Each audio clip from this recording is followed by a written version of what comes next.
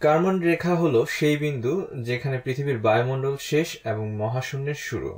কার্মান রেখা সমুদ্রপৃষ্ঠ থেকে ৬২ মাইল উপরে অবস্থিত এবং সমুদ্রপৃষ্ঠ থেকে কার্মান রেখা বা তার উপরের যে কোনো দূরত্বই মহাশূন্য বলে ধরা হয়।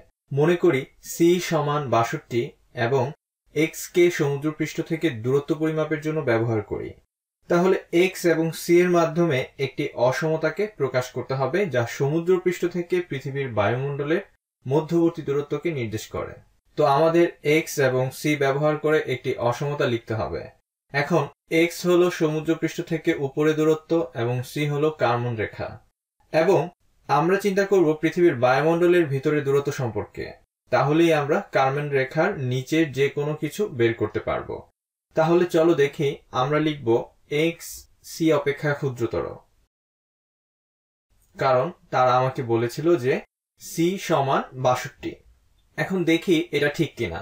বলা হয়েছে যে কার্মান রেখা হলো সেই বিন্দু যা পৃথিবীর বায়ুমণ্ডলের শেষ এবং মহাশূন্যের শুরু। তাহলে আমাদের দূরত্বটা যদি ৬২ মাইল হয়, তো কার্মান রেখা হলো সমুদ্রপৃষ্ঠ থেকে ৬২ মাইল উপরে, এবং সমুদ্রপৃষ্ঠ থেকে কার্মান রেখা অথবা উপরের যে কোনো দূরত্বই হলো মহাশূন্য। আচ্ছা, তাহলে সি অথবা তার উপরে হলে আমি পৃথিবীর বাহিরে আছি। তাহলে একটি বিষয় নিশ্চিত যে আমরা সি এর নিচেই আছি। তাহলে আমি কমের চিহ্ন ব্যবহার করব, বা কম বা সমানের চিহ্ন নয়। আচ্ছা, উত্তর মিলিয়ে দেখি। সঠিক উত্তর। চলো আরেকটি সমস্যা সমাধান করি। ব্ল্যাক হোল বা কৃষ্ণ গহ্বর হলো মহাশূন্যের মধ্যে এমন একটি এলাকা যেখানে মাধ্যাকর্ষণ বল এতই বেশি যে একবার ভিতরে কিছু পড়লে তা আর বের করা যায় না।